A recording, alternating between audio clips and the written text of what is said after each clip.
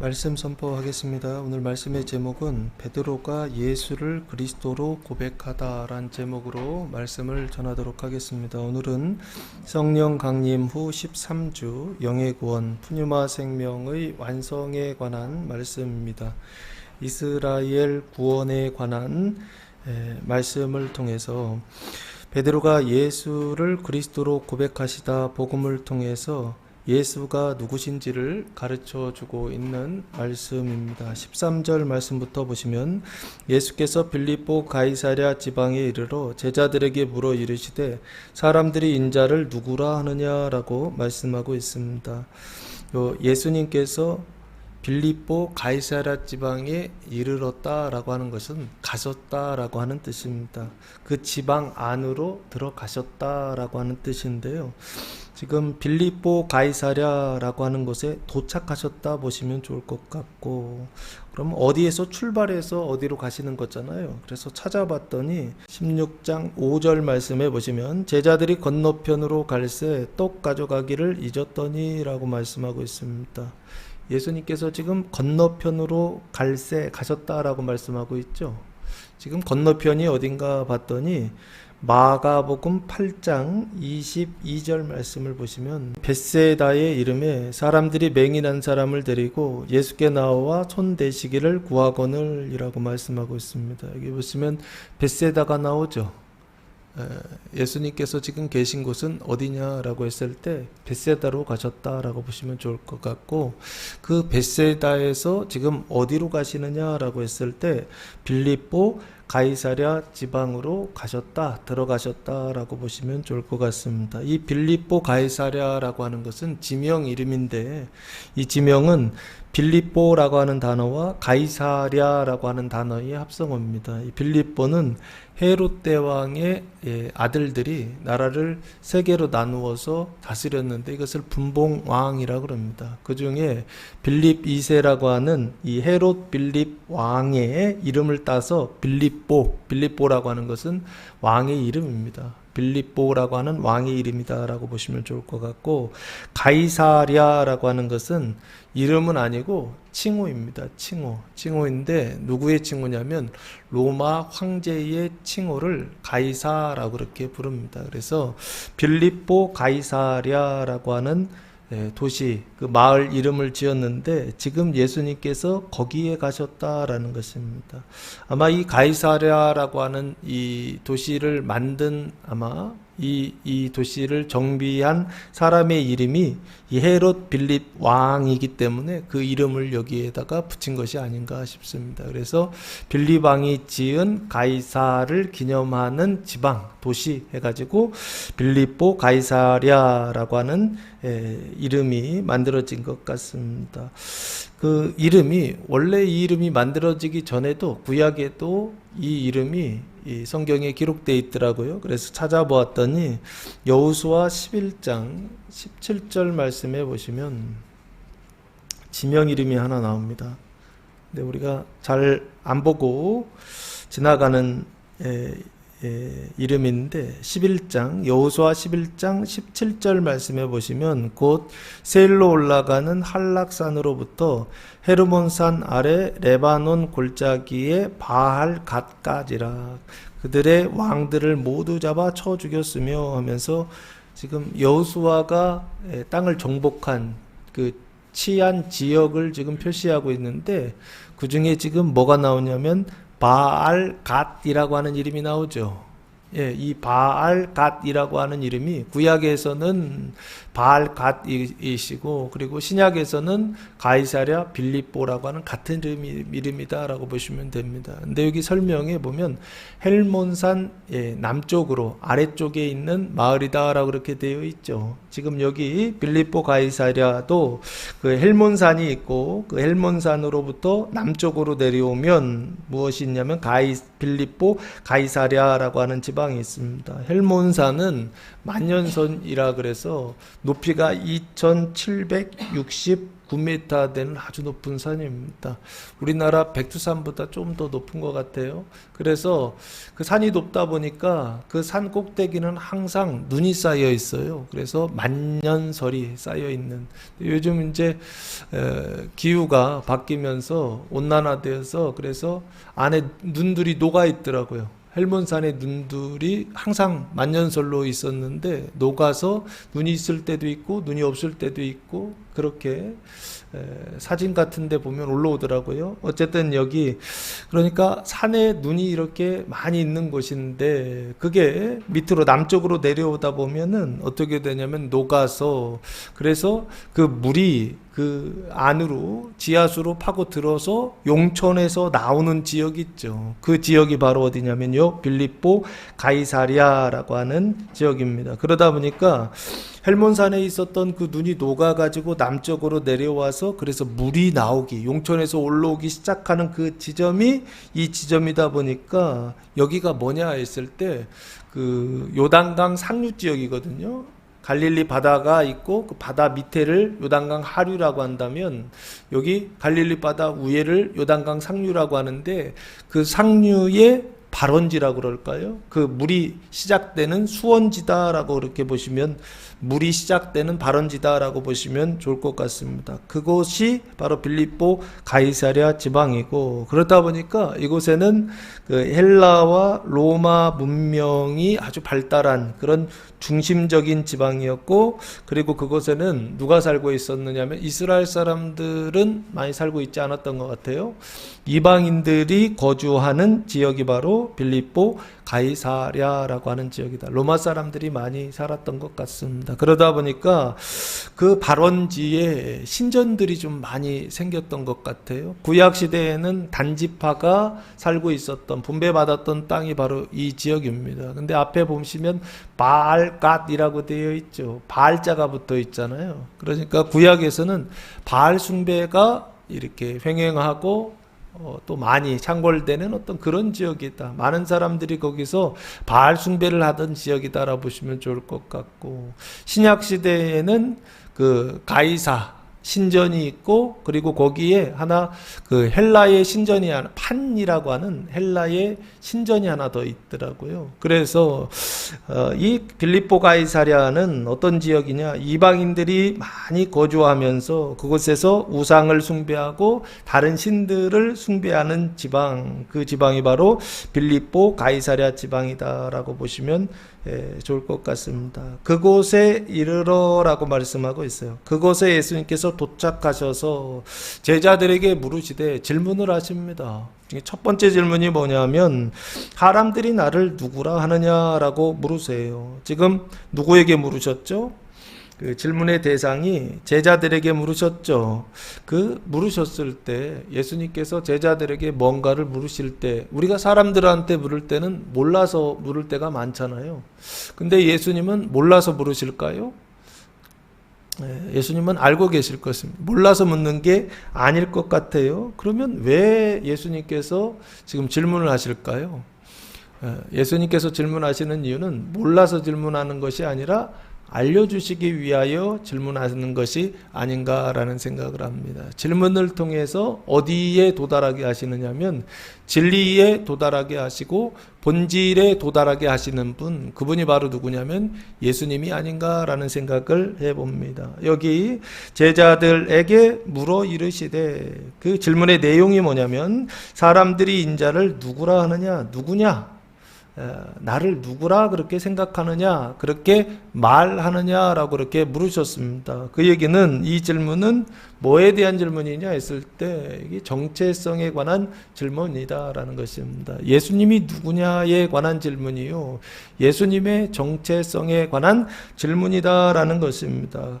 그 예수님은 사람들은 예수님을 어떻게 이해하고 있느냐, 어떻게 말하고 있느냐라고 예수님께서 제자들에게 물으셨습니다. 여기 사람들이 인자를 이라고 할 때 여기 인자라고 하는 단어가 나오죠. 이 인자는 사람 인자의 아들 자자입니다.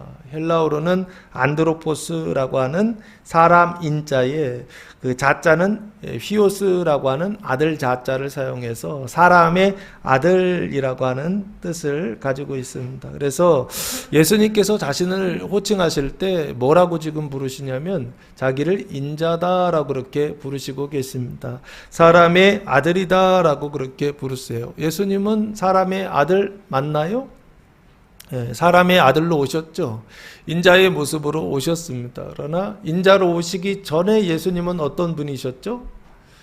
사람의 아들 이전에 예수님은 어떤 분으로 존재하고 계셨죠. 그래서 오늘 예수님께서 묻는 것이 아닌가 싶어요. 눈으로 볼 때에는 인자이지만 그러나 내가 누군 줄 아느냐라고 하는 것이죠. 내가 누군지를 알려줄게 라고 하면서 예수님께 묻는 게 아닌가 싶어요. 그때 사람들이 예수님을 어떻게 생각하는지 제자들이 이렇게 대답합니다. 14절 말씀해 보시면 이르되 더러는 세례 요한, 더러는 엘리야, 어떤 이는 예레미야나 선지자 중에 하나이다 라고 말씀하고 있어요. 여기 더러는 이라는 어떤 사람은 이라고 보시면 좋을 것 같습니다. 세례 요한이라 라고 대답한다는 것입니다. 세례 요한은 누구죠? 세례 요한은 마태복음 11장 13절 말씀해 보시면 예수님께서 세례 요한을 이렇게 소개하고 있더라고요. 마태복음 11장 13절 14절 말씀입니다. 모든 선지자와 율법이 예언한 것은 요한까지니 만일 너희가 즐겨받을진대 오리라 한 엘리야가 곧 이 사람이니라 라고 말씀하고 있습니다. 선지자와 율법의 예언이 그 마지막 그 끝은 누구냐라고 했을 때 세례 요한이다라고 지금 그렇게 말씀하고 있습니다. 그 얘기는 다시 얘기하면 이렇게 말해도 되지 않을까? 마지막 예언자, 마지막 선지자, 그 사람이 바로 누구냐면 세례 요한이다라고 보시면 좋을 것 같고, 그리고 더러는 어떤 사람은 엘리야다라고 그렇게 대답한다는 것입니다. 엘리야는 누구인가요? BC 9세기 아방 때 그 예언 활동을 했던 대표적인 선지자입니다. 북이스라엘의 선지자이고 많은 능력을 행했죠. 그리고 마지막에는 무엇을 타고? 불말과 불병거를 타고 죽지 않고 어디에 올라간? 하늘에 올라간 그런 선지자, 그리고 능력의 선지자, 바로 요 엘리야 선지자가 아닐까 싶고요. 그래서 북이스라엘이 망하기 이전에 북이스라엘에서 많은 능력을 행함으로 그래서 이스라엘의 회개를 그렇게 선포하던 예언자, 선지자가 바로 엘리야 선지자가 아닌가 싶고요. 그리고 어떤 사람들은 예레미야다라고 말한다는 것입니다. 예레미야는 누구인가요? 예레미야는 BC 627년에서 586년, 그래서 남유다가 나라가 망할 때가 586년이거든요. BC 586년에 남유다가 망할 때까지 어디에서 예언 활동을 했느냐면 예루살렘에서 예언 활동을 했던 선지자가 바로 예레미야가 아닌가 싶어요. 그래서 그 남유다의 회개를 위하여 하나님의 말씀을 선포했는데 회개를 해요, 안 해요? 회개하지 않고 오히려 그 선지자를 박해하고 핍박하고 그래서 많은 눈물을 흘렸던 선지자, 그 눈물의 선지자가 바로 누구냐면 이 예레미야입니다. 그러니까 결국에는 사람들은 지금 다 뭐라고 얘기하고 있느냐면 세례 요한이다, 엘리야다, 예레미야다 얘기하는데 공통적인 게 하나 있죠. 그게 바로 뭔가요? 여기 선지자 중에 하나이다 라고 하는 이게 이제 결론이에요. 그러니까 예수님은 결국에 누구냐라고 했을 때 선지자다라고 이야기하는 것과 같다는 거예요. 그러니까 선지자의 시작과 선지자의 끝을 선지자의 시작부터 끝까지 그 하나님의 선지를 말하는 자, 그 사람이 바로 누구냐면 예수님이시다라고 사람들은 백성들은 그렇게 이해하고 그렇게 말을 했다라고 하는 것입니다. 여기 선지자라고 하는 단어는 프로페테스라고 하는 단어를 사용했는데 보통은 예언자라고 하는 단어 있죠. 똑같은 단어입니다. 프로페테스, 예언자라는 건데 여긴 선지라고 되어 있습니다. 이 선지라고 하는 것은 미리 말하는 자, 영감을 받아서 말하는 자라고 하는 뜻입니다. 그래서 지금 미리 말한다라고 하는 것이나 영감을 말하는 것은 내 것을 말하는 게 아닙니다. 연구회에서 유추해서 그래서 공부해서 이성적으로 그렇게 공부를 해가지고서 말하는 어떤 사람이 아니에요. 논리적으로 말하는 어떤 걸 얘기하는 게 아닙니다. 선지자라고 하는 것은 미리 말한다는 것은 영감을 받아서 계시를 받아서 그래서 누구의 말을 하는 거냐면 내 말을 하는 것이 아니라 하나님의 말씀을 말하는 자, 그 사람이 바로 누구냐면 선지자다라고 하는 것입니다. 그래서 예수는 누구냐라고 했을 때 예수는 선지자다라고 사람들은 백성들은 그렇게 생각했고 그렇게 말했다라고 하는 것입니다. 이것은 맞을까요? 틀릴까요? 맞는 얘기입니다. 그렇죠? 예수님은 선지자이시면서 또한 예수님은 누구시죠? 그 선지, 하나님의 영감, 하나님의 계시, 하나님의 말씀이신 분, 그분이 바로 누구죠? 예수님이시죠. 그래서 예수님은 선지자라고 하는 말도 맞지만 그러나 50%는 맞죠. 영감을 말하는 자라고 하는 거, 그러니까 100% 다른 사람들도 하나님의 영감을 말하지만 예수님은 영감으로서 계시로서 그 영감을 말하는 자, 그분이 바로 누구냐면 예수님이세요. 그러니까 선지자들 중에 선지자다. 선지자들 중에 가장 뛰어나신 분, 그분이 바로 누구냐면 예수님이시다라고 보면 좋지 않을까 싶습니다. 그래서 그 영감을 말한다라고 하는 그 하나님의 영감을 받아서 계시를 받아서 말한 책이 있죠. 그 책이 바로 그 당시에는 성경이고 지금 우리가 봤을 때는 구약이라고 하는 책입니다. 구약은 크게 보면 둘로 나눠져 있는데 율법서라고 하는 창세기, 출애굽기, 레위기, 민수기, 신명기까지 율법서라고 하는 책과 또 하나 여호수아, 사사기 하면서 그 뒤에 말라기까지의 책이 예언서입니다. 그러니까 히브리 성경에서는 앞에 율법서와 예언서 크게 보면 율법서와 예언서와 성문서 세 개로 되어 있는데 성문서도 영감을 받아서 말하는 것이거든요. 그러니까 결국에 다 뭐냐면 선지자서입니다. 그 구약이라고 하는 책 자체가 하나님의 영감을 받아서 계시를 말한 책이다라는 거예요. 그러니까 구약에 나오는 그 내용이나 그 안에서 말하는 사람들도 다 선지자입니다. 선지자예요. 근데 그 모든 선지자들에게 그 선지를 주신 분, 말씀하신 분, 그 말씀이 되신 분, 메시지가 되신 분, 그분이 바로 누구냐면 예수님이시다라고 그렇게 봐야 아주 100% 확실하게 예수님에 대해서 설명하는 게 아닌가 싶습니다. 그러나 사람들은 예수님에 대하여, 예수님의 정체에 대하여 뭐라고만 생각하느냐라고 했을 때 선지자 중에 하나다라고 하는 정도로 생각하고 있더라라고 하는 것입니다. 사랑하는 성도 여러분, 예수님은 하나님의 선지를 받은, 하나님의 계시를 받은, 계시의 어느 부분만을 받은 그런 부분적인 선지자 라고 생각하는 것이 아니라 계시의 시작부터 계시의 마지막까지 그 계시의 모든 것이 되시는 선지자다라고 하는 말씀을 믿음을 갖고 예수님을 믿는 성도들 되시기를 예수님의 이름으로 축복합니다. 이게 첫 번째, 예수님은 누구냐라고 했을 때 예수님은 선지자다라고 하는 것입니다. 15절 말씀해 보시면 두 번째, 예수님이 누구신지를 가르쳐주고 있는데 이르시되 너희는 나를 누구라 하느냐라고 말씀하고 있습니다. 이번에는 정체성에 대한 질문은 똑같습니다. 그러나 대상이 좀 다르죠. 너희는 나를 누구라 하느냐라고 물으십니다. 제자들 너희는 나를 누구라 하느냐라고 예수님께서 물으세요.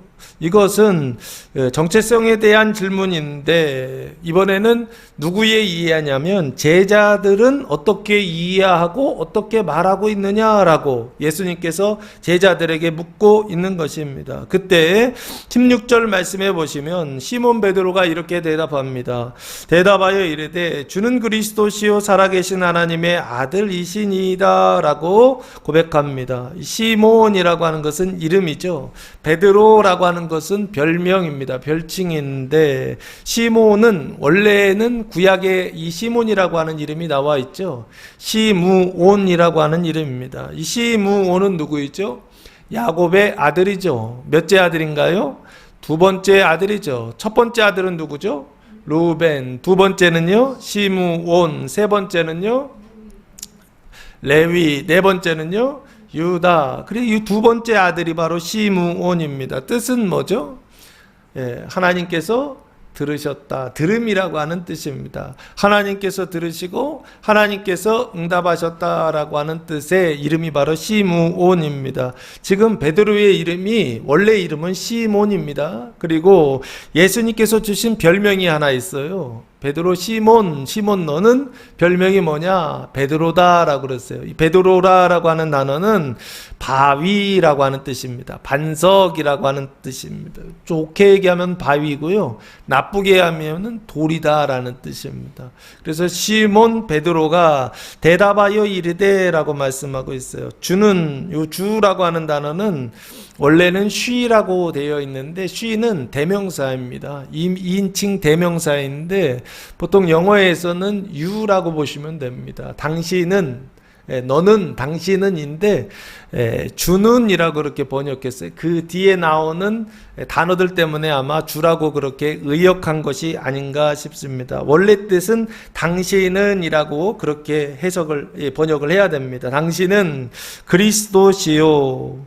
당신은 그리스도입니다라고 그렇게 고백합니다. 이 그리스토스라고 하는 단어인데요. 뜻은 기름 부음 받은 자라고 하는 뜻입니다. 그래서 히브리어로는 메시아라고 하는 뜻이고요. 그 역할은 뭐냐면 왕입니다. 왕이고 주인이 되는 자, 이것을 그리스도라고 부릅니다. 그러니까 그 역할이나 그 사람이 이 기름 부음 받은 자가 하는 일이 뭐냐면 기름을 받아서 그래서 왕이 되고 통치하는 일들을 행하는 자, 그 사람이 바로 누구냐면 그리스도라고 하는 단어입니다. 그래서 그 베드로는 예수님을 지금 뭐라고 고백하고 있느냐? 당신은 그리스도다라고 고백하고 있어요. 어떤 그리스도냐? 살아계신 하나님의 아들 그리스도다라고 그렇게 고백하고 있습니다. 그래서 번역을 지금 이거를 두 개로 나누어서 이렇게 마태복음에서는 번역을 해놨는데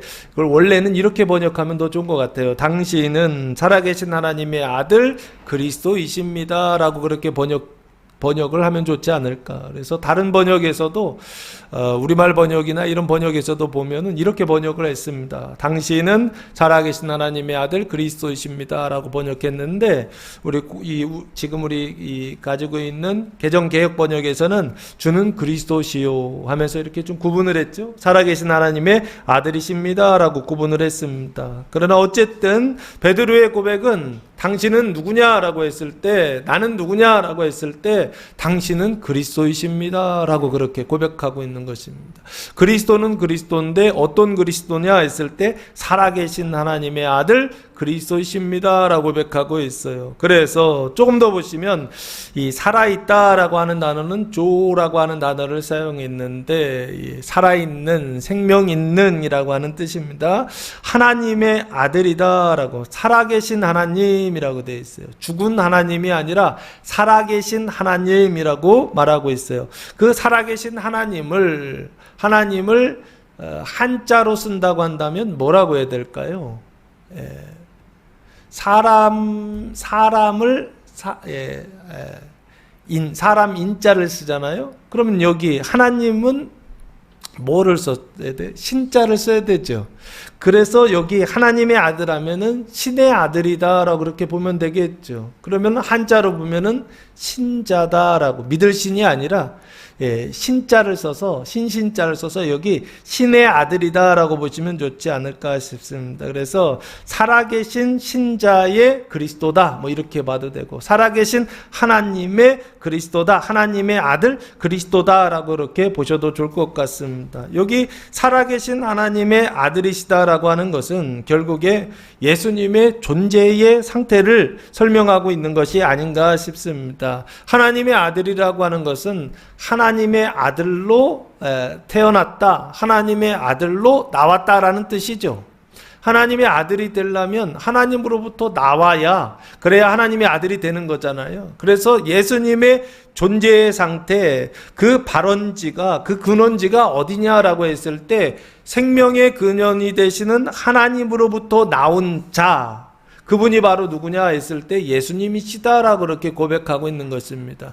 당신의 존재는 어디로부터 시작되었느냐라고 했을 때 생명의 하나님이 되시는 그곳으로부터 시작된 사람, 그 사람이 바로 당신입니다라고 지금 고백하고 있는 게 아닌가 싶어요. 그래서 예수님의 그 존재의 상태는 어떤 상태냐? 하나님과 같은 상태다라고 지금 고백하고 있는 것입니다.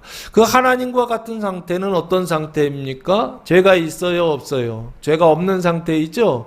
그래서 의와 생명의 상태, 그 의와 생명의 상태에 있는 하나님과 동일한 완전하신 분, 그분이 바로 누구냐면 예수님이시다라고 그렇게 고백하고 있는 것입니다. 그 의와 생명의 온전한 존재가 되시는 예수님께서 무슨 일을 하시느냐?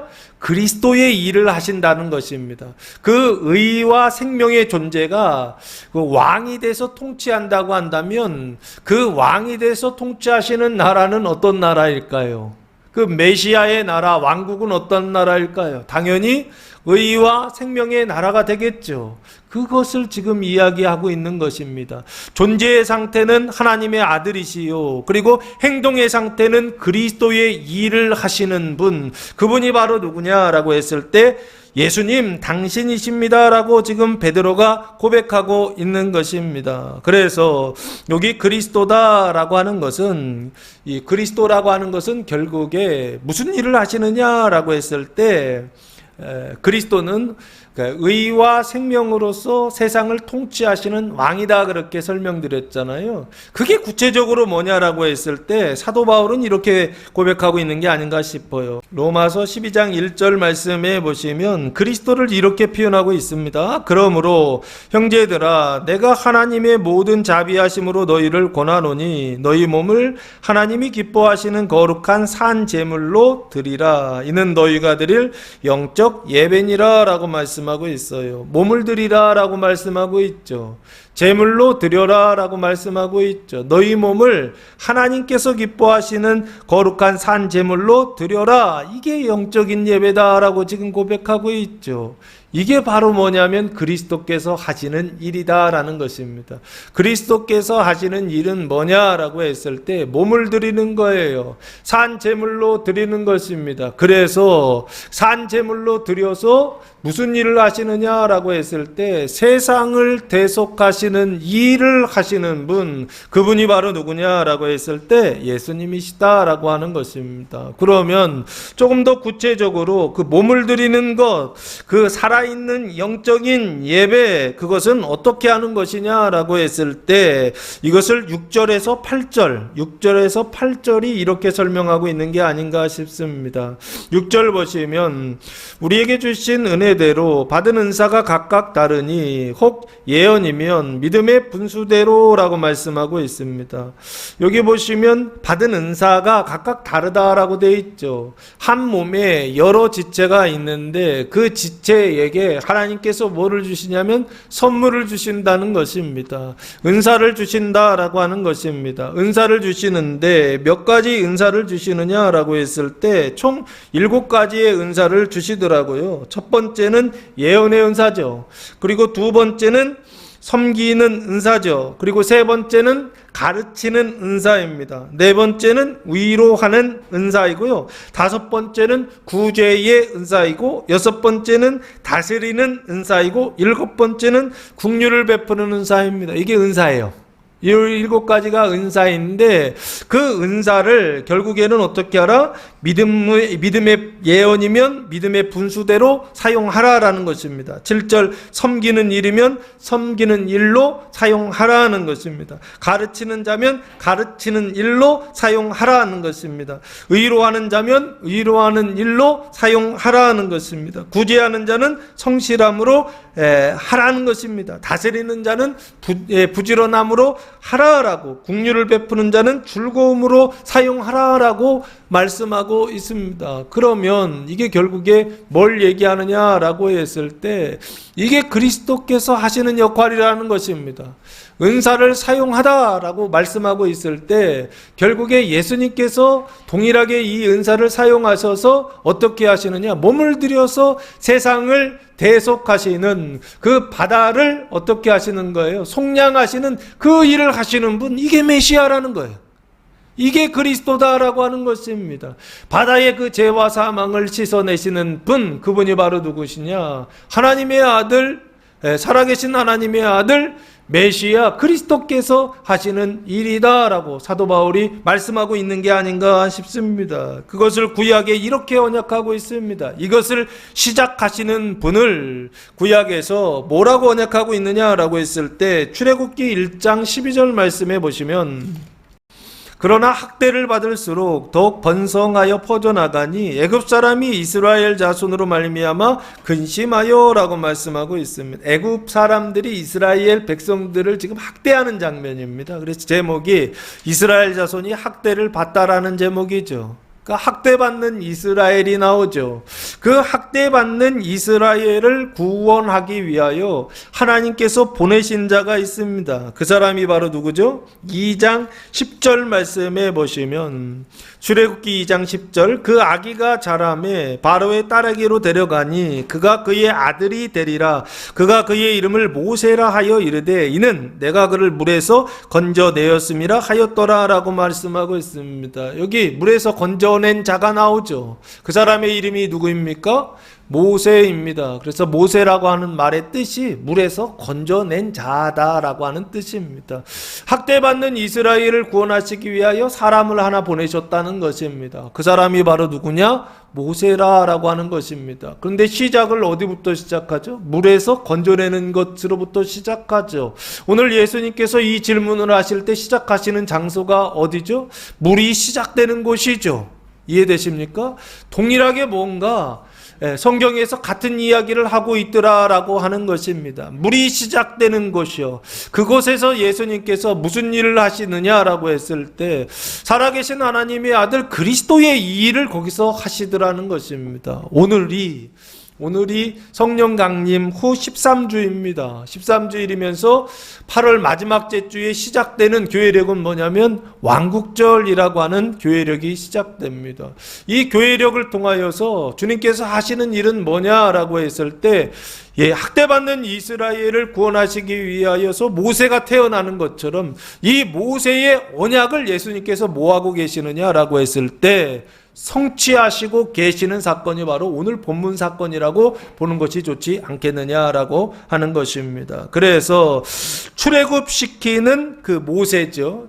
이스라엘을 그 학대받는 곳으로부터 출애굽시키는 자, 그 모세를 하나님께서 어떻게 하시냐면 출생시키는 장면이 오늘 출애굽기 2장 10절 말씀에 기록되어 있고요.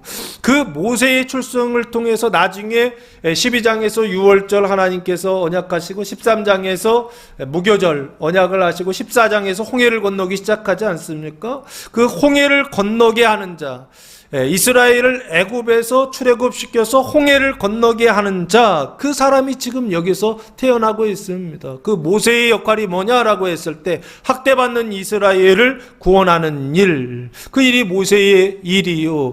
그 일을 하시는 분이 바로 오늘 본문에 예수 그리스도께서 하시는 그 메시아 사역이다라고 하는 것입니다. 메시아 사역은 뭐냐?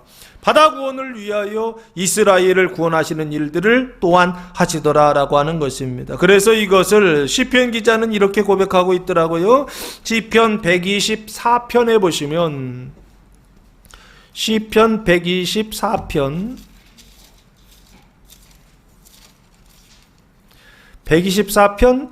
7절 말씀에 보시면 우리의 영혼이 사냥꾼의 올무에서 벗어난 새같이 되었나니 올무가 끊어짐으로 우리가 벗어났도다라고 말씀하고 있습니다. 여기 보시면 우리의 영혼이 올무에서 벗어난 새같이 되었다라고 하는 것은 올무에 묶여 있다는 얘기죠.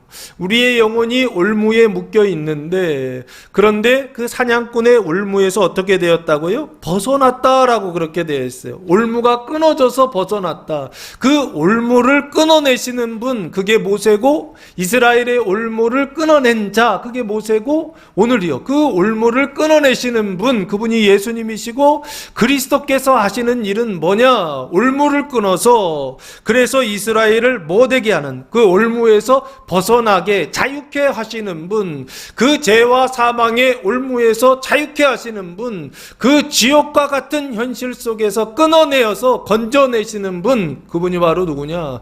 그리스도 메시아가 하시는 일이요. 그게 예수님이 하시는 일이다라고 구약에서 언약해 놓으셨고, 오늘 본문에서 예수님께서 그 일을 하시는 분이다라고 베드로는 고백하고 있더라라고 하는 것입니다. 그래서 17절 말씀해 보시면 예수는 선지자고 예수는 그리스도시고 마지막 예수는 누구시냐라고 했을 때 마지막 세 번째 예수님은 이런 분이다라고 예수님 자신이 이렇게 설명하고 있습니다. 17절 예수께서 대답하여 이르시되 바요나 시모나 내가 복이 있도다. 이를 내게 알게 한 이는 혈육이 아니요 하늘에 계신 내 아버지시니라 라고 말씀하고 있습니다. 예수님께서 대답하셨죠. 바요나라고 하는 것은 바 플러스 요나라고 하는 합성어인데요, 바라고 하는 것은 아들이란 뜻입니다. 그러니까 요나의 아들이란 뜻이에요. 그러니까 지금 시몬은 누구의 아들이에요? 아버지가 요나인 것 같아요. 요나의 아들 바요나 시모나라고 지금 그렇게 말하고 있습니다. 네가 복이 있도다 그랬어요. 예수님께서 네가 지금 시몬 네가 복이 있다라고 말씀하고 있습니다. 복이라고 하는 단어는 마카리오스라고 하는 단어를 사용했는데 뜻은 축복입니다. 축복인데 어떤 축복이냐? 최고의 축복, 최고의 행복이라는 뜻을 가지고 있습니다. 그러면 지금 복이 있다라고 했는데 그 복의 내용이 있을 거 아니에요. 그렇죠? 복이 있다 그러셨으니까 그럼 무슨 복이 있다는 것입니까? 그 뒤에 보시면 복의 내용이 이렇게 되어 있습니다. 이를 내게 알게 한 이는 혈육이 아니요 하늘에 계신 내 아버지시니라 라고 말씀하고 있어요. 그러면 지금 무슨 복이 있다는 것인가요? 뒤에 예수님의 말씀과 관계가 있습니다. 아는 복이 있다는 것입니다. 지금 무엇을 아는 거냐라고 했을 때 혈육이 아니요 하늘에 계신 내 아버지께서 알게 하셨다라고 돼 있죠. 그러니까 아버지께서 알게 하신 것이요. 그것이 뭐냐라고 했을 때 베드로가 가지고 있는 복이다라는 것입니다. 뭐 이런 게 복이야. 우리는 복하면 뭐가 복이라고 그러죠? 건강한 거 복이라고 그러죠. 그리고 또 돈이 많은 거 뭐 이것도 복이라고 우리 생각하죠. 여러 가지 복의 내용들이 있습니다. 그런데 여기 베드로가 가지고 있는 복은 그 복하고는 좀 상관이 없습니다. 베드로가 가지고 있는 이 복은 뭐냐라고 했을 때 최고의 축복입니다. 근데 예수님 보실 때 최고의 축복이에요. 그 복이 뭐냐? 요한복음 17장 3절 말씀해 보시면 예수님께서 이렇게 설명하고 있는 게 아닌가 싶습니다. 영생은 곧 유일하신 참 하나님과 그가 보내신 자 예수 그리스도를 아는 것이니이다 라고 말씀하고 있습니다. 그러니까 영생은 뭐 하는 거예요? 아는 거죠. 그렇죠? 영생은 뭐냐? 아는 거예요. 누구를 아는 겁니까? 유일하신 참 하나님과 그가 보내신 자 예수 그리스도면 앞에는 아버지시겠네. 그렇죠? 하나님 아버지와 그가 보내신 자 예수 그리스도, 아들 예수 그리스도를 아는 것, 이게 바로 뭐냐면 영생이다라고 말씀하고 있죠. 지금 알려주셨어요? 안 알려주셨어요? 알려주셨죠. 하나님이 베드로에게 뭘 알려주셨어요? 하나님께서 보내신 자 예수 그리스도를 알려주셨죠. 그래서 예수님께서 베드로를 보면서 너에게 복이 있다라고 말씀하신 것이 아닌가. 그러면 이 복은 복의 이름을 지은다고 한다면 뭐라고 지으면 좋을까요? 영생의 복이다라고 보시면 좋지 않을까 싶습니다. 베드로에게 하나님께서 알려주셨다, 영생의 복을 주셨다라고 그렇게 보시면 좋지 않은가 싶습니다. 하나님께서 여러분에게 알려주실 때가 있어요. 계시하실 때가 있어요. 말씀하실 때가 있어요. 그때 와 알았다 하실 때 있지 않습니까? 그때 내가 복을 받았다라고 하는 인식이 있으신가요? 그런 생각을 하시나요? 하나님께 은혜를 받았다, 복을 받았다, 복을 받았는데 어떤 복이요? 영생하는 최고의 축복을 받았다라고 하는 이런 생각을 하시나요? 하시기 바랍니다. 네? 하나님께서 나에게 이런 은혜를 주신다고요. 이런 복을 주신다고요. 물질적인 것만 우리가 바라는 것이 아니라 그것도 하나님께서 주실 것입니다. 그러나 눈에 보이지 않는 것이요. 그 복을 주신다고요. 하나님과 하나님께서 보내신 자 예수 그리스도를 아는 영생의 복을 베드로에게 주셨던 것처럼 또한 여러분에게도 주실 것입니다.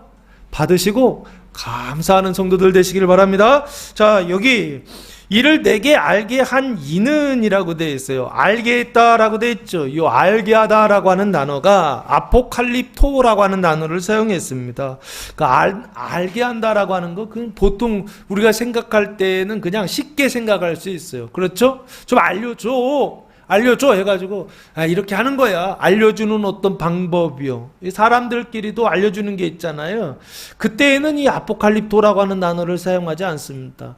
이 아포칼립토는 언제 사용하는 것이냐면 하나님께서 계시하실 때, 하나님께서 알려주실 때 사용하는 거예요. 그래서 원래 뜻은 덮개를 제거하다, 그래서 나타내다, 감춰져 있었던 것을 폭로하다라는 뜻을 가지고 있습니다. 그래서 대표적인 아포칼립토라고 하는 책이 있죠. 성경의 맨 마지막에 있는 책이 요한계시록이잖아요. 그 계시록 할 때 그 계시라고 하는 단어가 아포칼립토라고 하는 단어입니다. 아포칼립시스라고 하는 단어입니다. 그래서 알게 했다라고 하는 것입니다. 그러면 지금 알게 했다는 것은 베드로가 알게 된 거죠. 그러면 베드로가 알기 전에는 누가 알고 계셨어요? 아버지 하나님이 알고 계셨던 거죠. 하나님의 알고 계셨던 그것을 뭐라고 그러냐면 하나님의 뜻이요, 하나님의 계획이요, 하나님의 섭리다라고 그렇게 볼 수가 있습니다. 하나님이 하늘에 가지고 계셨던 그것을 누구에게 알려주셨다고요? 베드로에게 알려주셔서 그것을 드러내셔서, 그래서 베드로의 입을 통하여서 뭐 어떻게 한 거예요? 시인하게 하신 것이죠. 그러면 바로 앞에 16절에 있었던 주는 그리스도시요 살아계신 하나님의 아들이십니다 라고 하는 것은 알게 하신 고백이죠. 그러면 이 고백은 베드로의 고백이지만 게브르의 고백이 아니죠. 이것은 계시이고, 이것은 예언이고, 이것은 선지였던 것입니다. 베드로가 말하고 있지만 베드로가 말하고 있는 것이 아니라 누가 말씀하신 것이다? 아버지께서 말씀하시고, 아버지께서 선지하시고, 아버지께서 계시하시는 내용, 이게 바로 뭐냐면 주는 그리스도시요 살아계신 하나님의 아들이시다라고 하는 신앙 고백입니다. 이 고백은 베드로의 고백이지만 베드로의 고백이 아닙니다. 이 고백은 베드로의 고백이지만 하나님의 고백이다라고 보시면 좋지 않을까 싶어요. 하나님이 말씀하시는 것입니다. 하나님의 계시입니다. 하나님의 예언입니다. 하나님의 선지입니다. 할렐루야. 믿으시기 바랍니다. 네? 이걸 받으시라고요. 네? 내 걸로 베드로가 받았던 것처럼 하나님께서 베드로에게 알려주셨을 때 그것을 받아가지고 지금 말한 것입니다. 그래서 받아서 말했을 때에는 우리가 살아가는 이 세상 속에서, 사람들이 사는 세상 속에서, 이 3차원적 세상 속에서 말로 이렇게 고백했다라고 하는 것은 바로 앞에 어떤 과정이 있다는 거예요? 지식으로 아는 과정이 있다는 것이죠. 이걸 뭐라 그럽니까? 직관이라고 합니다. 공부해서 아는 것이 아니라 그냥 하나님께서 계시로 알려주시는 것이요. 그래서 그 직관을 통하여서 알게 하셨죠. 그러면 이 알게 하시기 전에요, 베드로에게 알게 하시고 입으로 말하게 하시기 전에요, 이 알게 하신 이 메시지요, 이 내용은 이미 하나님 안에 있었죠. 그렇죠? 이해되십니까? 그러면 이게 결국에는 지금 뭘 얘기하느냐라고 했을 때 제가 봤을 때 이게 바로 나중에 보시면 이게 결국에는 교회의 설계도구나라고 하는 생각을 하게 된 것입니다. 18절 말씀해 보시면 또 내가 내게 이르노니 너는 베드로라 내가 이 반석 위에 내 교회를 세우리니 음부의 권세가 이기지 못한다라고 말씀하고 있습니다. 여기 보시면 이 반석 위에 내 교회를 건축하겠다는 얘기죠. 그러면은 위에다가 골조를 세운다는 얘기예요. 내 교회를 세운다. 그러면은 이 반석은 뭔가요? 기초이죠. 그러면 기초가 있고 그 위에 골조가 있고 그리고서 뭐가 있는 거냐 했을 때 원래의 그 설계도가 있는 것이죠. 이해되십니까? 하나님의 뜻이 있고 그 하나님의 설계도가 있고 그 설계도대로 기초를 놓았고 그 기초 위에다가 뭐를 짓겠다? 하나님의 교회를 골조를 세우겠다라고 지금 예수님께서 말씀하고 있어요. 그러면 지금 여기요. 내게 알게 한 이는 혈육이 아니요 하늘에 계신 내 아버지시니라 라고 했을 때 아버지께서 알게 하신 그것은 뭐냐라고 했을 때 원래는 하나님의 설계도다라고 하는 것이죠. 4차원의 메시지요. 그 메시지가 뭐를 이야기하느냐라고 했을 때 4차원적 해석이다라고 그렇게 봐야 되지 않는가 싶습니다. 조금 더 뒤에 풀어드리겠습니다. 혈육이 아니요라고 되어 있습니다. 혈이라고 하는 것은 하이마, 피를 말하고요. 육이라고 하는 것은 사륵스, 살을 말합니다. 그래서 혈연, 인간 아니다. 인간으로부터 온 것 아니다 라고 하는 것입니다. 3차원적인 세상 존재로부터 온 것 아니다 라고 하는 것입니다. 그 설계도는 그 천국의 설계도 그리고 예수님의 교회의 설계도는 어디로부터 온 것이냐 라고 했을 때 하늘에 계신 내 아버지 이 신이라 라고 말씀하고 있습니다. 하늘이라고 하는 단어는 우라노스입니다. 천상, 하나님의 처소라고 하는 뜻이고요. 그 하나님의 처소가 어디냐 했을 때 셋째 하늘, 사도 바울은 낙원이다. 고린도후서 12장 2절 4절에서 말씀하고 있습니다. 그러면 하늘에 계신 하늘 안에 계시는 하나님이다 그렇게 말씀하고 있어요. 계시다라는 게 안에 n이라고 하는 전치사를 사용했습니다. 그러면 하늘 안에 누가 계신 거예요? 하나님이 계시다라는 것입니다. 그 셋째 하늘 안에 낙원 안에 누가 계시냐면 하나님이 계시다라고 하는 것입니다. 그 낙원을 그 셋째 하늘을 제가 뭐라고 눈에 보이지 않는 세상이다라고 그렇게 말씀드렸죠. 그 눈에 보이지 않는 세상을 4차원적 세상, 정신적인 차원에서 인식되는 관계하는 세상이라고 한다면 그 세상에서 살아가고 있는 존재들이 있죠. 그걸 뭐라고 설명드렸느냐면 메시지, 천사들이다, 사단이다 라고 그렇게 말씀을 드렸습니다. 결국에 영적인 존재들 안에 계신 아버지다라고 말씀하고 있어요. 그러면 이게 무슨 뜻이냐면 이런 것이죠. 베드로의 이 신앙 고백, 3차원적 고백, 이 말의 고백은 지금 글자로 쓰여져 있죠. 이 문자의 이 고백은 어디로부터 왔느냐? 4차원으로부터 왔다는 것입니다. 그 천사들로부터 왔다는 것입니다. 그러나 그 천사들이 준 것이 아니라 천사들을 통하여 그 안에 계신 5차원 하나님 아버지께서 주신 말씀, 계시가 바로 오늘 베드로가 고백한 이 고백이라는 것입니다. 그럼 이 고백이 왜 중요하냐 했을 때 이 고백이 교회의 설계도라는 것입니다. 하나님의 교회, 주님의 몸된 교회는 이 설계도 위에 기초가 세워지고 이 설계도 위에 기초 위에 교회가 세워지기 때문에 이 설계도는 너무 중요하다는 것입니다. 건물이 있어요. 이 건물이 있을 때는 항상 뭐를 우리가 유추할 수가 있습니까? 이 건물에 뭐가 있다? 원 설계도가 있다라고 하는 걸 우리 생각할 수가 있습니다. 모든 건물들은 항상 건물이 세워지기 전에 뭐부터 하느냐면 설계부터 한단 말이에요. 그래서 사람들이 그 설계들을 보지 않아도 건물 그 결과물을 보면 항상 그 원인 그 설계도를 유추하고 생각할 수 있습니다. 사람도 똑같아요.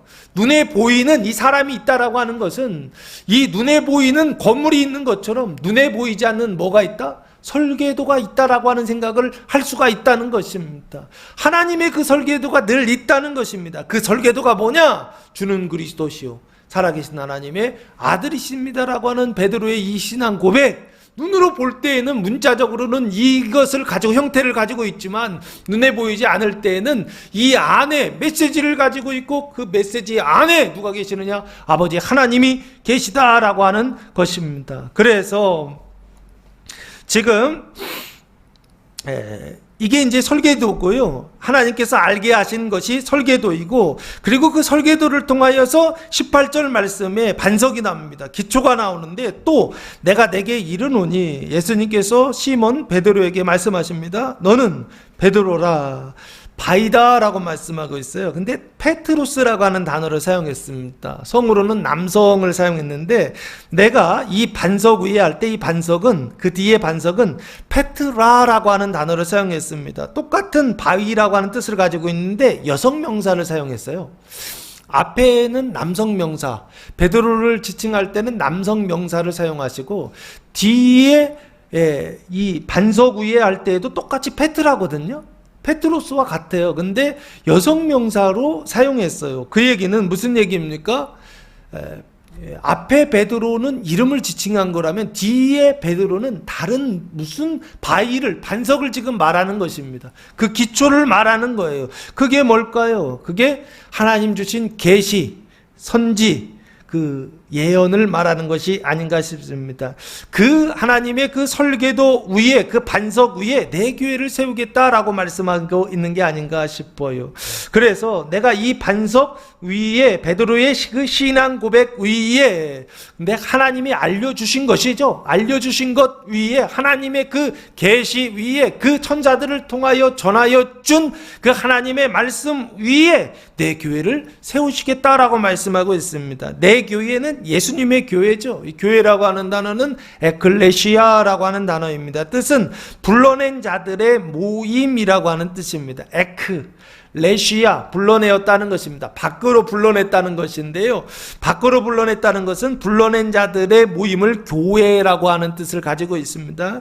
그래서 요 교회를 예수님께서 세우시겠다라고 말씀하고 있습니다. 이 세우다라고 하는 단어가 오이코도메오라고 하는 단어를 사용했는데 뜻은 건축자가 되다라고 하는 뜻입니다. 그래서 확고하게 하다, 세우다라는 뜻입니다. 예수님께서 자기 자신을 지금 뭐라고 소개하시느냐? 내가 건축자가 될 것이다 라고 말씀하고 있습니다.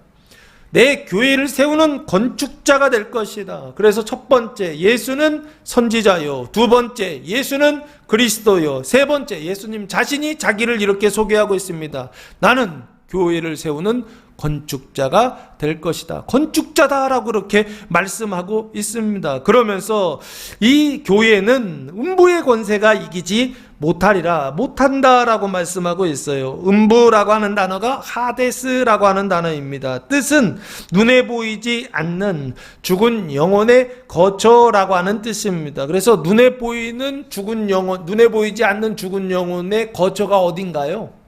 보통 우리 그래서 이것을 무덤이라고 그럽니다. 그래서 시체를 넣어두는 게 무덤이죠.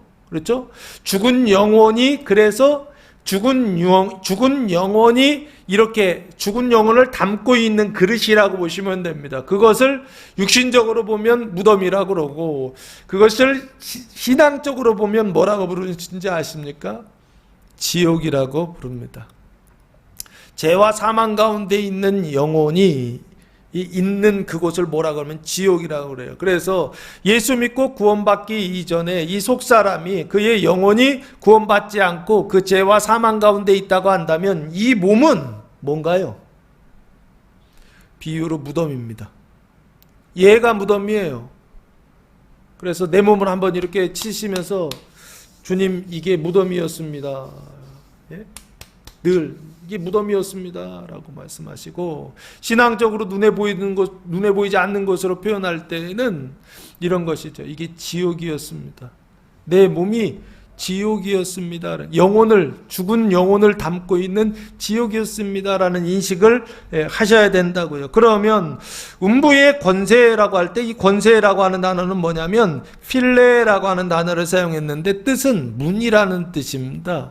음부의 권세하면 뭔가 힘이나 능력이라고 생각하잖아요. 근데 여기는 문이라고 하는, 입구, 대문이라고 하는 뜻을 가지고 있습니다. 그래서 음부의 권세가 이기지 못한다라고 하는 것은 누가 더 세다? 교회가 더 세다라고 하는 것입니다. 더 센 주님의 교회를 어떻게 한다? 세우시겠다. 세상 가운데 주님의 몸된 교회를 세우시겠다. 음부의 권세가 이기지 못하는 교회를 세우시겠다라고 말씀하고 있습니다. 그 음부의 권세, 문이 성경에 나오죠. 그 문이 창세기 22장 17절 말씀해 보시면 첫 번째 문이 이렇게 나오고 있습니다. 하나님께서 아브라함에게 이삭 바쳐라 말씀하셔서 이삭 번제 드리는 장면이 나옵니다. 근데 하나님 실제적으로는 번제로 받으시지 않잖아요. 그래서 어린 양을 준비하셔서 양을 이렇게 바치게 하셨는데 그 이삭 번제의 시험이 끝나고 나서 하나님께서 이렇게 복을 내려주십니다. 22장 17절 말씀에 내가 내게 큰 복을 주고 내 씨가, 이 내가 이 아브라함이고 씨가 이삭입니다. 내 씨가 크게 번성하여 하늘의 별과 같고 바닷가의 모래와 같게 하리니 내 씨가 그 대적의 성문을 차지하리라 라고 말씀하고 있습니다. 그 내 씨가 이삭이에요. 그 이삭은 약속의 자녀입니다. 그 약속의 자녀들이 그 대적의 성문이라고 하면서 대적의 성문이 나오죠. 이게 하데스의 성문입니다. 여기요. 음부의 권세가 바로 여기요. 대적의 성문이다라고 그렇게 표현하고 있습니다. 그러면 이삭이 그 약속의 자손들이 그 대적의 성문을 차지한다라고 그렇게 말씀하고 있죠. 그러면 이삭이 하나님께서 이삭을 통하여서 언약을 담아 놓으셨는데 그 이삭의 자손들이 아브라함의 후손이죠. 이삭이 차지하는 그 대적의 성문은 뭘까요? 이것을 저는 뭐라고 말씀드리냐면 중생의 문이다라고 그렇게 설명을 드립니다. 그래서 이게 음부의 권세가 이기지 못한다라고 하는 것은 결국에 뭘 얘기하느냐라고 했을 때 지금 교회가 내 교회를 세운다라고 했을 때 교회가 음부의 권세를 이긴다는 거거든요. 그 이삭의 언약이요. 지금 하나님께서 22장 17절에서 이삭을 통하여서 그 대적의 성문을 차지하리라라고 하는 이 언약을 예수님께서 어떻게 하시겠다? 성취하시겠다라고 하는 뜻입니다. 그리고 두 번째 문이 하나 더 나오는데 24장 60절 말씀해 보면 이삭 결혼에 대한 장면이 나옵니다.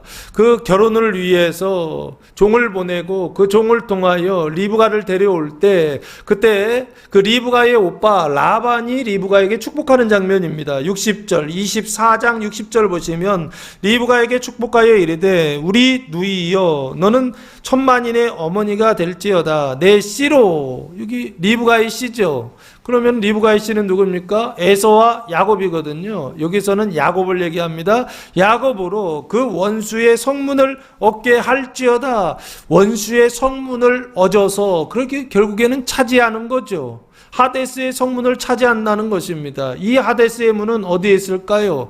야곱의 언약 속에 있겠죠. 그 야곱의 언약이 어디냐라고 했을 때 저는 육신이라고 그럽니다. 그래서 이것을 생명의 성장 거룩함이라고 부릅니다. 그래서 사람이 가증함에서 거룩함으로 넘어가려면 문을 통과해야 되는데 그 문을 지금 뭐라고 하냐면 그 원수의 성문을 얻게 할지어다 라고 말씀하고 있는 게 아닌가. 야곱의 언약을 예수님께서 뭐하고 계시느냐? 성취하고 계시다, 완성하고 계시다 라고 그렇게 보시면 좋지 않을까 싶습니다. 그 완성을 위하여 내 교회를 세우시겠다라고 하는 것입니다. 그래서 세상은 어떻게 해요?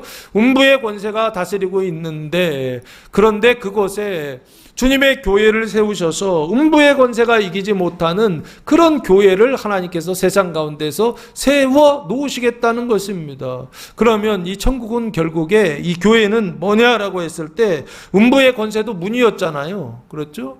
그러면 이 천국, 이 교회는 뭐냐 했을 때 천국으로 들어가는 문이다라고 그렇게 보시면 좋지 않을까 싶습니다. 그래서 생명이 시작하는 문, 그 천국의 문이 바로 교회고 가증함이 거룩함으로 시작하는 문, 그게 바로 교회다라고 그렇게 보시면 좋지 않을까 싶습니다. 그래서 내 교회를 세운다라고 했을 때 음부의 권세가 이기지 못한다 했을 때 이 음부의 권세가 죽은 영혼의 거처라고 그랬잖아요. 그러면 여기 이 교회는 그러면 무슨 영혼의 거처가 될까요? 살아있는, 반대로 생각하시면 좋을 것 같아요. 살아있는 영혼의 거처가 뭐냐라고 했을 때 이걸 교회라고 보시면 좋지 않을까 싶습니다. 교회는 살아있는 영혼의 거처로 들어가는 문입니다. 살아있는 영혼이 살아있는 영혼의 거처로 들어가는 문이 바로 뭐냐면 교회예요. 그 교회를 세우시겠다는 것입니다. 어디에요? 천국과 세상 그 가운데 주님의 교회를 세우셔서, 그래서 어떻게 해요? 그 음부의 권세 속에서 괴로워하는 사람들 천국으로 들어가게 하는 그 일에 무엇을 사용하시겠다? 주님의 교회를 사용하시겠다는 것입니다. 그 주님의 교회를 사용하시기 위하여 설계도와 그 기초와 그 위에 골조 세우는 것을 지금 예수님께서 지금 말씀하고 계시더라라고 하는 것입니다. 그래서 내 교회를 세운다라고 하는 것은 그 위에 골조 세운다라고 보시면 좋지 않을까 싶어요. 내 교회를 세우르니 음부의 권세가 이기지 못한다. 예수는 그래서 주님의 교회, 천국으로 들어가는 살아있는 영혼이 영혼의 거처인 천국으로 들어가는 그 교회, 그 문을 세우시는 분, 그분이 바로 누구냐면 예수님이시다라고 하는 것입니다. 예수님은 선지자요, 예수님은 그리스도요, 예수님은 누구시냐? 마지막으로 교회를 세우시는 분, 그분이 바로 천국에 들어가는 문을 세우시는 분. 천국의 문이니까 하늘의 문이겠죠. 그렇죠? 그 하늘의 문을 세우시는 분, 그분이 바로 누구냐? 예수님이시다. 이 예수님을 믿으시기 바랍니다. 다른 것을 믿지 말고 예수님을 믿고 예수님을 따라 그 말씀하심에 순종하여 내가 하는 게 아닙니다. 하나님의 말씀이 들어와서 순종하게 하시는 겁니다. 그때 비로소 어떻게 되느냐? 그 천국의 문이 열릴 것입니다. 교회의 문이 열릴 것입니다. 그 교회의 문에 들어가서, 그래서 어떻게 해요? 그 문을 통과하여 살아있는 영혼이 거처하는 그 천국에서 영원히 살게 하실 것입니다. 그 일을 하시는 분, 그 안에 들어가게 하시는 분, 그 일을 위하여 그 일들을 계획하시고 그 일들을 실행하시는 분, 그게 바로 예수님이시다라고 예수님 자신이 자기를 그렇게 설명하고 있더라라는 것입니다. 17절, 19절 말씀해 보시면, 그래서 내 교회를 세운다라고 했을 때 조금 더 하겠습니다. 18절, 내 교회를 어떻게 세우시느냐 했을 때 예수님이 이렇게 설명하셨더라고요. 요한복음 2장 21절에 교회를 이렇게 세우겠다라고 설명하고 계시는 게 아닌가 싶습니다. 요한복음 2장 21절 말씀해 보시면 가나의 혼례가 지나고 나서 성전을 깨끗하게 하시는 장면이 나오죠. 그때 21절, 그러나 예수는 성전된 자기 육체를 가리켜 말씀하신 것이다 라고 말씀하고 있습니다. 앞에 표적을 보여라 라고 했더니 내가 이 성전을 헐라, 헤롯 성전을 헐라, 내가 사흘 동안에 새 성전을 일으키겠다 라고 했을 때 그 생전이 뭐냐, 새 성전이 뭐냐 했을 때 이겁니다. 21절, 성전된 자기 육체를 가리켜 말씀하신 것이다 라고 말씀하고 있습니다. 이 얘기는 무슨 얘기입니까? 성전된 자기 육체라고 되어 있죠. 그 성전된 자기 육체라고 하는 것은 뭐냐면 이겁니다. 성전이 뭐냐면 하나님의 영광이 거하는 집입니다.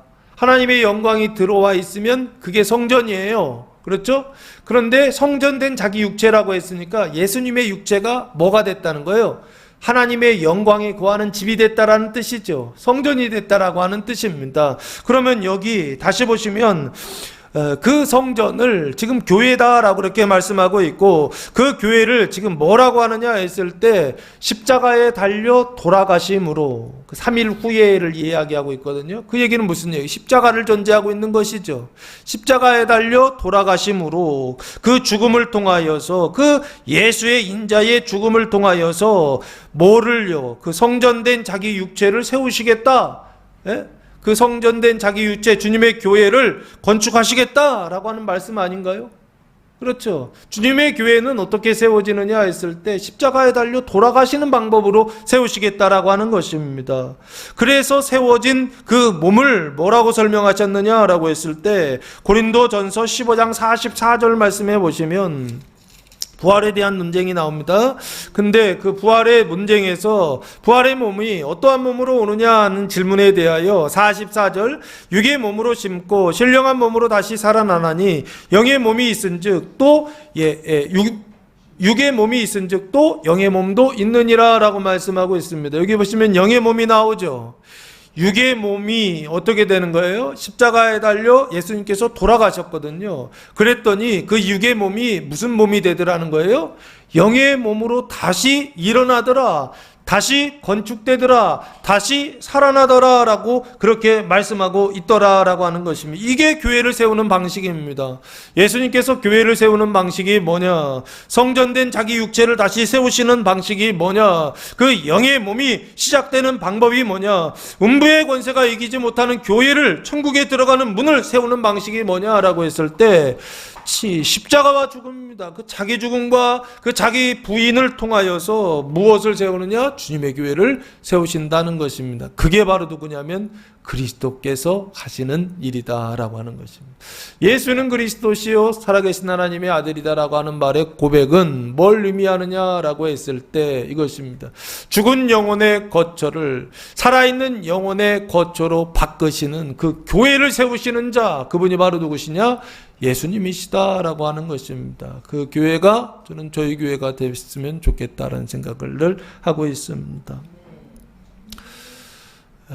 근데 생각만이 아니라 주님께서 하셨던 것처럼 주님께서 우리 안에서 동일하게 이 대속하시는 일, 속죄하시는 일을 하실 때 주님의 몸된 교회가, 지체가 그 주님의 말씀하심에 순종하여 열심히 은사를 사용하는 교회가 될 때 그 교회는 천국의 문이 될 것입니다.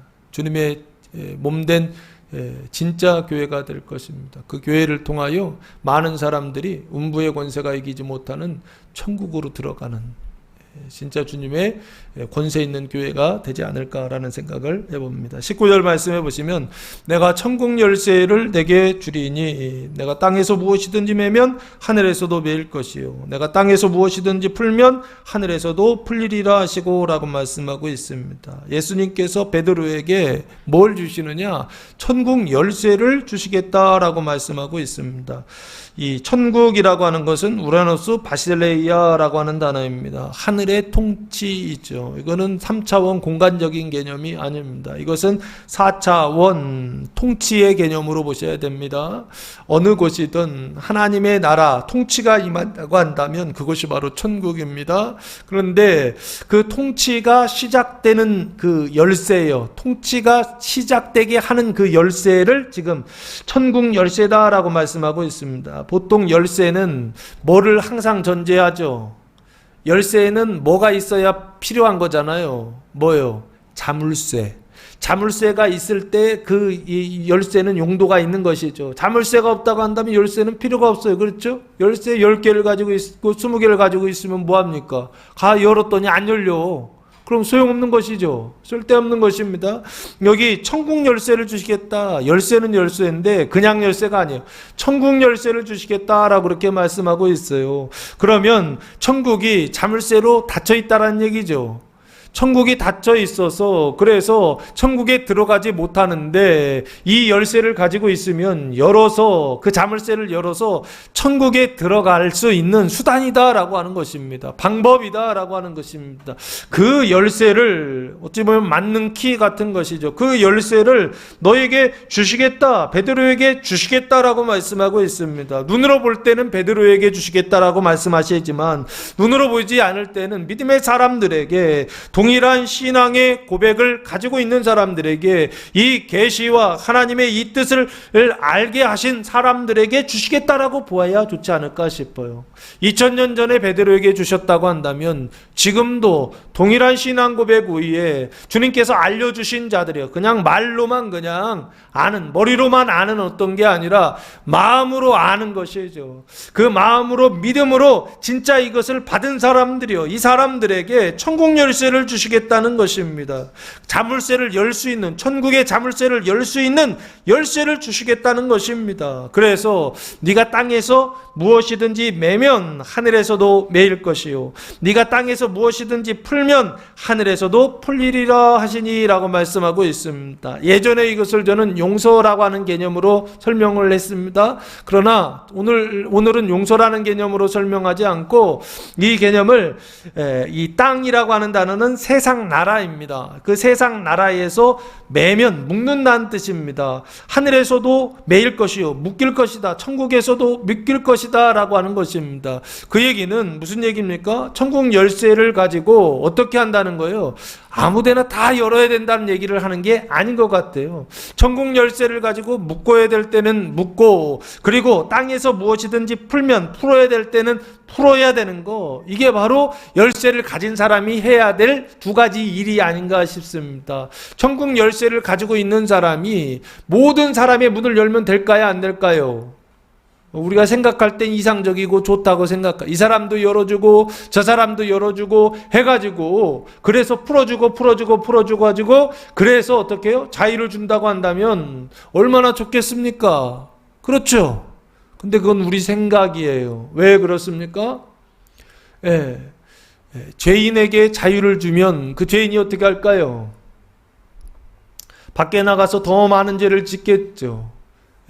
한 사람을 죽인 사람이 얘에게 자유를 주면, 풀어주면 그 사람이 나가서 10명을 또 죽이겠죠. 살인하겠죠. 그럼 이건 좋은 겁니까? 나쁜 겁니까? 나쁜 거죠. 그래서 죄인은 어떻게 해야 돼요? 묶어놔야 되겠죠. 이해되십니까? 죄인은 묶어놓고, 특별히 이 죄인이라고 하는 것은 믿음이 없는 사람이죠. 구원받지 못했으니까 믿음이 없는 사람이죠. 믿음이 없는 사람들은 어떻게 해요? 묶어놔야 되겠죠. 그리고 믿음이 없는 건 왜 없습니까? 들음에서 나며, 들음은 말씀으로 말미암는다. 그리스도의 말씀으로 말미암는다라고 사도 바울이 말하고 있죠. 그러면 결국에 묶어야 될 사람은 누구입니까? 말씀이 없는 사람들은 묶어놔야 돼요. 누가? 이 열쇠를 가지고 있는 사람들이 묶어놔 줘야 됩니다. 죄인을 풀어놓으면 된다, 안 된다? 안 됩니다. 아시겠습니까? 아시겠습니까? 죄인이 예수 믿고 천국 가면 좋겠다라고 하는 생각들 때문에 성경도 읽지 않고 믿음도 없는데, 그 안에 구원받는 믿음이 없고 마귀의 믿음, 종의 믿음이 있는데, 이런 사람들을 막 풀어놓더라고요. 구원받았다라고 인정해 주더라고요. 교회에서 세례만 받으면 당신은 구원받은 것입니다. 하나님이 선택하신 사람입니다. 예정하신 사람입니다. 라고 인정해 주더라고요. 맞습니까? 절대 그렇게 하면 안 됩니다. 이유는 뭐라고요? 죄인이 내가 의롭다 하심을 받았다 착각하여, 의인이라고 착각하면 밖에 나가서 하는 그 일들이 다 의롭다, 맞다라고 생각합니다. 어디 안에서요? 교회 안에서요. 신앙생활 하면서 그래서 뭐라고 생각하느냐라고 했을 때, 나는 죄인입니다 라고 가슴을 치지 않고, 항상 다른 사람들 탓하면서 계속 나는 옳은데 저 사람이 잘못됐다라고 하는 이 상태로 간다고요. 그게 왜 그런 상태가 되었습니까? 풀어놔서 그래요. 뭘 통해서 풀었다고요? 믿음을 통해서, 말씀을 통해서 풀었어야 되는데, 믿음과 말씀이 없는 상태 속에서 누가요? 천국 열쇠를 가지고 있는 사람들이 이걸 막 그냥 풀어줬다고요. 그럼 된다, 안 된다? 절대로 안 된다. 아시겠습니까? 풀지 마시기 바랍니다. 주님께서 여러분에게 예수 믿고 구원받은 동일한 이 신앙 고백을 가지고 있는 사람들에게 천국 열쇠를 주시는데, 그 천국 열쇠를 주셨을 때에는 가서 무조건 열어라 라는 뜻이 아니라 닫아야 될 때는 닫으라는 뜻입니다. 첫 번째. 근데 닫아야 되는데 열고 있어요. 그럼 어떻게 된다고요? 나중에 천국이 될 것도 지옥이 됩니다. 근데 지옥이 어떻게 해요? 묶어놔가지고서 1지옥이었는데 풀어놔가지고서 7지옥이 됩니다. 그래서 성경을, 믿음이 없었을 때, 성경이 없었을 때, 아직 구원받지 못했을 때, 죄인이었을 때에는 어떻게 되느냐? 죄인으로서 대우를 해줘야 된다고요. 근데 성경을 읽고 믿음을 가져서 조금씩 이게 안에 믿음이 생겨요. 그럼 그때부터 풀어줘야 된다고요. 어떻게 한 번에 다 푸는 것도 아니고 1단계 풀고 2단계 풀고 3단계 풀어줘서 나중에 예수 믿고 구원받아서 하나님 나라에 들어오면 그때는 자유케 해줘야 되겠죠. 근데 그전에는요, 묶어놔야 된다고요. 그래서 여기 땅에서 무엇이든지 매면, 그러면서 베드로 보고 매라고 얘기하시는 거 아닌가요? 네가 매면, 우리는 매면 나쁘다고 생각합니다. 풀면 좋다고 생각합니다. 아니에요. 주님의 뜻대로 매야 되고 주님의 뜻대로 푸는 게 좋은 것입니다. 사람의 생각대로 그냥 풀기만 한다고 한다면 오히려 세상이 어떻게 된다고요? 방종으로 갈 수밖에 없습니다. 우리나라 보세요. 지금 세상이 어떻게 가는지 한번 봐보세요. 네? 사람들에게 자유를 주니까 그 자유를 가지고 어떻게 사용하는지를 한번 보시라고요. 묶어야 될 때는 묶어야 된다고요. 풀어야 될 때는 풀어야 된다고요. 그래서 여기요, 땅에서 무엇이든지 메고 땅에서 무엇이든지 푸는 일, 천국 열쇠를 가진 사람이 하는 일이다라고 예수님 말씀하시는 거 아니냐는 것이죠. 그래서 그 열쇠를 주셔서 맬 때는 매게, 자물쇠로 잠그게 하시고 풀 때는 풀게, 자물쇠를 열게 하시는 그 열쇠를, 천국 열쇠를 어떻게 하시겠다? 너에게 주시겠다라고 말씀하고 있습니다. 그 천국 열쇠를 주셔서 결국에는 어떻게 하시는 것입니까? 예, 주님의 교회요, 주님의 몸된 교회를 아주 튼튼하게 세워 가시겠다라고 하는 것입니다. 매는 일과 푸는 그 일을 통하여서 주님의 몸된 교회는 튼튼하게 세워지는 것이지, 풀기만 하면 좋은 줄 알아요. 교회에서는 무조건 다 그냥 자유롭게 하는 게 좋은 거라고 생각한다고요. 아닙니다. 자유를 줘야 될 땐 줘야 되지만 구속해야 될 땐 구속하는 거, 이게 바로 천국 열쇠를 가지고 있는 사람들이 해야 될 일이요, 교회가 튼튼하게 세워지는 방법이다라고 하는 것입니다. 20절 말씀해 보시면, 이에 제자들에게 경고하사 명령하십니다. 그 내용이 뭐냐? 자기가 그리스도인 것을 아무에게도 이르지 말라 하시니라 라고 말씀하고 있습니다. 자기가 그리스도인 것을 이르는 거 좋은 거 아닌가요? 말하는 거 좋은 거 아닌가요? 알리는 거 좋은 거 아닌가요? 그렇죠.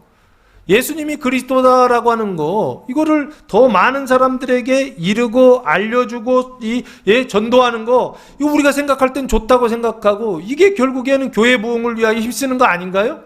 그렇죠. 근데 예수님은 왜 이 교회 부흥을 뭐하고 있느냐면 제한하고 계시단 말이에요. 왜 제한하시는 것이죠? 그냥 권고하시는 게 아니에요. 명령하신단 말이에요. 절대 하면 안 되는 일로 얘기하신다고요. 어떻게요? 자기가 그리스도인 것이요. 아니, 제자들에게는 다 밝히 드러내시고 나서, 그리고 베드로에게는 아버지가 직접 알려주시고, 나머지 듣고 있었던 제자들에게는 예수님 그리스도라는 것을 다 알려주시고 나서 왜 이것을 어떻게 하시냐고요?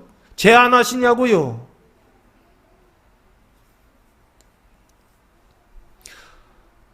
제안하시는 분이 하나님이십니다. 제안하시는 분이 그리스도이십니다. 예수님께서 그리스도다라고 하는 것을 이르지 말라고 하시는 분이 예수님이시라고요. 근데 성도들은 어떻습니까? 여기서도 가서 얘기하고 저기서도 가서 얘기하고, 예수님은 그리스도이십니다 막 끊임없이 이야기하자고 있지 않나요? 왜요? 묶어야 될 때 묶어야 되고 풀어야 될 때 풀어야 되는데 그걸 몰라서 그러는 거 아닌가요? 예수님께서 말씀하십니다. 지금은 묶어야 될 때다라고 하는 것입니다. 제자들에게 지금은 묶어야 된다라고 그렇게 말씀하고 있습니다. 풀어야 될 때가 있을 것입니다. 언제인가요? 사도행전 2장 사도들이 성령 세례를 받고 난 이후부터는 묶는 자들이 아니라 이제는 풀어야 되는 자들이 될 것입니다. 나가서 이르는 자들이 될 것입니다. 그러나 그전에는요, 네 코가 석자다, 너나 똑바로 해라, 좀 이기적이 되라는 것입니다. 그게 무슨 뜻인가요? 내가 잘 되는 것이 우리 가족이 잘 되는 것이요, 내가 잘 되는 것이 내 부모가 잘 되는 것이요, 내가 잘 되는 것이 내 자녀들이 잘 되는 길이다라고 하는 걸 항상 기억하시라고요. 그리고 내가 지금 똑바로 서 있는 것이, 그것이 지금 여기요, 아무에게도 이르지 말라라고 하는 것은 이런 것이죠. 다른 사람들에게 이르지 말라는 것이죠. 근데 제자들에게는 이르셨잖아요. 그렇죠? 그러면 일러야 될 때는 일러야 되고, 말해야 될 때는 말해야 되지만, 말하지 말아야 될 때는 말하지 말라는 것이죠. 그러니까 아무라고 하는 것이 누구인가요? 이게 어떤 사람들이라고 하는 단어인데요, 이 어떤 사람들은 누구인가요? 요한복음 6장 15절, 이 사람들을 경계하시는 것이 아닌가 싶습니다. 요한복음 6장 15절 말씀해 보시면 그러므로 예수께서 그들이 와서 자기를 억지로 붙들어 임금으로 삼으려는 줄 아시고 다시 혼자 산으로 떠나가시니라 라고 말씀하고 있습니다. 오병이어 사건 이후에 이야기합니다. 오병이어를 경험한 무리들이 사람들이 예수님을 붙들어서 뭐를 삼으려고 했다? 임금으로 삼으려고 했다라고 하는 것입니다. 이 사람들이 예수님을 임금으로 삼으려고 하는 이유는 무엇인가요? 떡의 문제를 해결했다는 것이죠. 떡과 물고기요. 먹는 문제를 해결했다라고 하는 것이죠. 그래서 경제 문제. 우리나라에서도 대통령 선거가 있으면 항상 대통령 선거에 나오는 후보자들이 하는 얘기가 있지 않습니까? 예, 망쳐놓은 경제를 살려놓겠습니다. 죽은 경제를 살려놓겠습니다. 근데 여기요.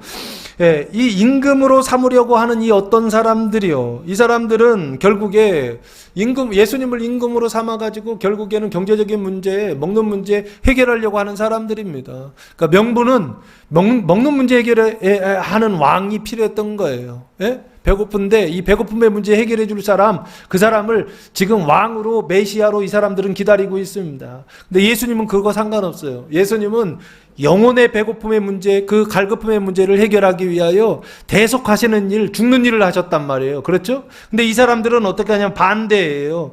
예수님을 임금으로 삼아서 뭘 하느냐면 다른 사람들을 죽여요. 살인해서 그래서 어떻게 하느냐면 나라와 교회를 세우려고 하는 사람들입니다.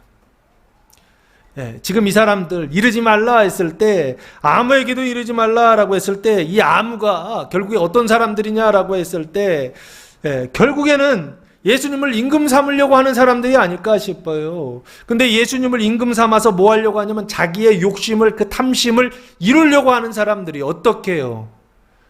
폭력을 통해서요.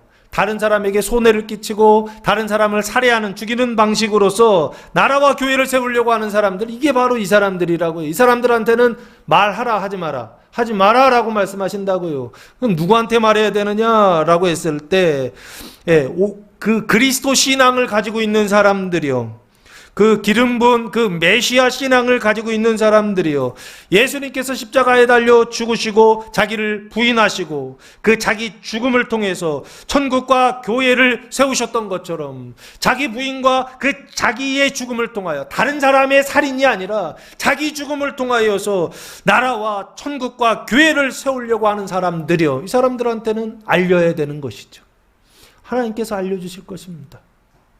그런데 반대의 사람들한테는 어떻게 하라고요? 이르지 말라라고 제안하시는 것이 아닌가 싶습니다. 그러면 결국에 믿음 있는 사람들한테는 이르러야 된다는 얘기고, 말해야 된다는 얘기고, 믿음이 없는 사람들한테는 어떻게 해요? 제안해야 된다라고 하는 것입니다. 예수님이 그리스도다, 왕이시다라는 얘기를 하는 그 순간 자기가 생각하는 그리스도 개념, 자기가 생각하는 왕 개념으로 자기 욕심을 이루어주는 그 분으로, 왕으로서 예수님을 그렇게 인식하더라라고 하는 것입니다. 그런 사람들에게 예수님은 무슨 역할밖에 하지 않는다?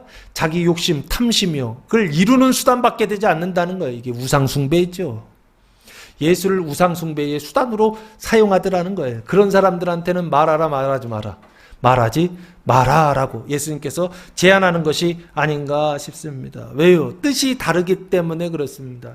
하나님의 뜻은, 예수는 그리스도시요 살아계신 하나님의 아들이십니다. 그래서 그리스도께서 대속하시는 그 일을 위하여 대신 죽으셔서 바다를 구원하시겠다, 이스라엘을 구원하시겠다라고 하는 그 하나님의 뜻을 가지고 이것을 알려주셨는데, 이 사람들은 어떤 것으로 이것을 받아들이느냐라고 했을 때 대속하는 일이 아니라 다른 사람을 죽여서 내 뜻을 쟁취하는 그런 사람들이기 때문에 예수님께서 말하지 마라, 이르지 마라, 알리지 마라, 감추어라 라고 제안하는 것이 아닌가 싶습니다. 사랑하는 성도 여러분, 성경을 읽는 여러분 자신에게는 이 예수님이 그리스도시다 라고 하는 것을 끊임없이 이르고 말하고 선포하시고 드러내시기 바랍니다. 나 자신에게는 드러내세요. 그러나 다른 사람들이요, 성경을 읽지 않는 사람들에게는 이것을 드러내는 그 순간 그 사람들은 예수님을 수단으로, 우상으로 사용할 것이기 때문에 예수님께서 이르지 말라라고 말씀하는 것이 아닌가 싶습니다. 기도하겠습니다. 사랑과 은혜가 풍성하신 아버지 하나님, 감사와 찬송과 영광을 올려드립니다. 성령이 나타나는 베드로가 예수를 그리스도로 고백하다 복음이 선포될 때 그 말씀을 믿고 따름으로 천국 열쇠를 잘 사용하여서 음부의 권세가 이기지 못하는 주님의 몸된 교회를 든든하게 세워가는 교회와 성도들 되게 하옵소서. 이제는 우리 주 예수 그리스도의 은혜와 아버지 하나님의 무한하신 사랑하심과 성령의 교통하심이 사랑하는 성도들 머리 위에와 가족 위에와 교회 위에 이제로부터 영원토록 함께 하시기를 간절히 축원하옵나이다. 아멘.